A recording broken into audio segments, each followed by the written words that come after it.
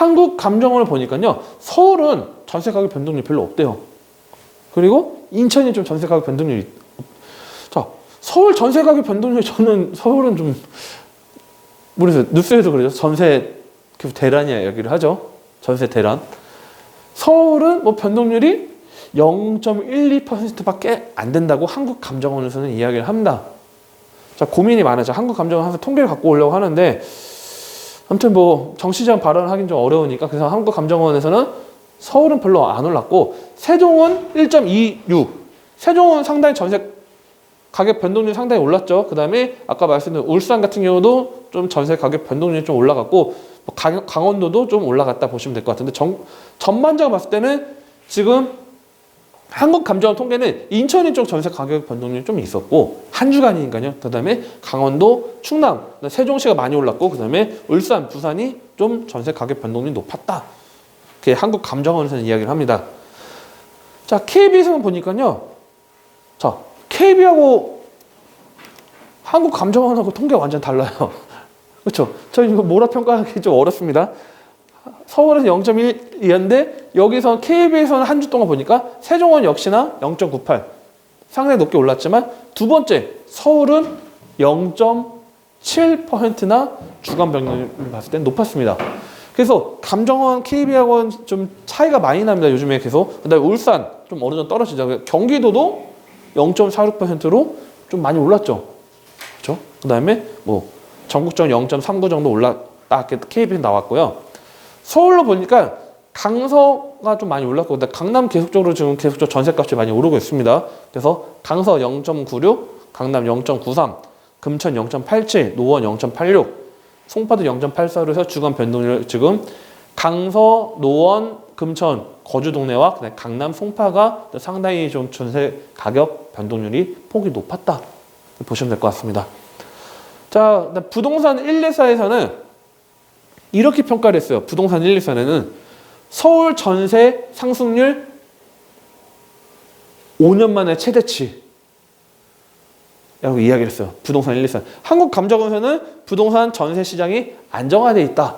서울은 이야기를 했고 부동산 1, 2사에서는 지금 5년 동안 계속적으로 해서 가장 최고치를 지금 갱신했다 이야기를 했습니다. 이미 발표로. 해서 노원, 강서, 관악, 도봉, 강남에서 구로 전반적으로 지금 서울 전세값이 계속적으로 오르고 있어요.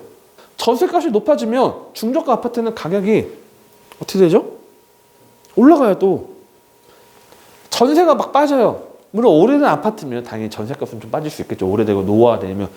하지만 전세값이 올라가 있는 상황이면 매매가는 반드시 한 달 뒤, 두 달 뒤면 매매가 가격에 반영이 될 가능성이 높습니다. 그걸 좀 체크하시면 될 것 같아요. 전세는요.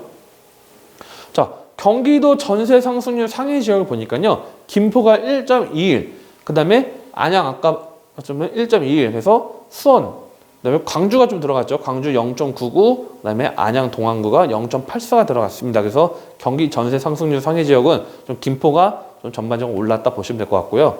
자, 주요 지역 주간 전세 가격 변동을 보니까요. 의왕, 성남, 부천이 좀 상당히 좀 그래도 상승률 폭을 끌고 갔습니다. 그 다음에 수원, 용인, 시흥, 뭐 남양주, 하남으로 그래서 전세 가격 변동 전반적으로 경기도도 있다고 보시면 될 것 같습니다. 그러니까 주간 변동을 보니까요, 확실히 10월달 이후에 상승률이 다 높아요. 그리고 계속적으로 이 높은 상승률을 상당히 지금 0.4 이상 수도권 넘죠. 0.5이죠. 높은 상승률을 계속적으로 끌고 가고 있습니다. 이게 뭐 12월, 1월달 되면 좀 전세 가격 변동률이 좀 줄어들 겁니다. 또 왜냐면 비수기로 접어들면 좀 전세 가격 변동률이 좀 떨어지긴 할 텐데 당분간은 이 전세 가격 변동률은 계속 높을 거라고 저는 충분히 예상을 하고 있습니다. 자, 전세 전망 지수를 보면요. 좀 높아요. 어마어마하게. 서울 141입니다. 자, 19년도 7월 기준을 봤을 때 전국은 100보다 낮았습니다. 전세 전망. 즉, 이 전세 전망 지수 추이 아까 여기 써져 있죠? 2, 3개월 후에 상승 전망. 즉, 141이라고 하면 두 달 뒤, 세 달 뒤에는 전세값이 오른다. 미래가치 통계예요, 이거는. 미래가치. 상당히 높다는 거는 전세값은 상승 전망이 높다. 보시면 될 것 같습니다. 오르락 내리락 하죠. 그래서 지금 100 이상 계속적으로 높기 때문에 서울이 전셋값이 오를 수밖에 없는 이유가 첫 번째, 입주 물량이 많이 없습니다.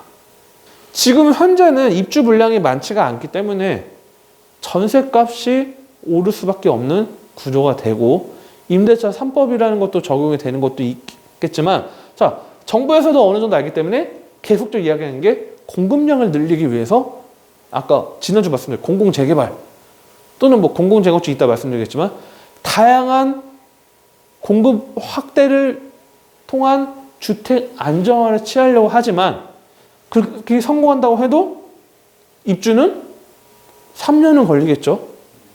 뭐 당분간은 전셋값 불안할 수밖에 없어요. 매매값 계속적으로 오를 수밖에 없어요. 그거를 통계로 갖고 가시면 돼요. 가끔 보면 와 이거 너무 올라서 떨어지지 않을까요? 부동산 고점 아닐까 생각하시는 분들이 있게 하겠지만 그거는 본인 생각입니다. 통계를 갖고 접근해야 되는데 아 너무 많이 올랐어. 아 이제 떨어질 것 같은데?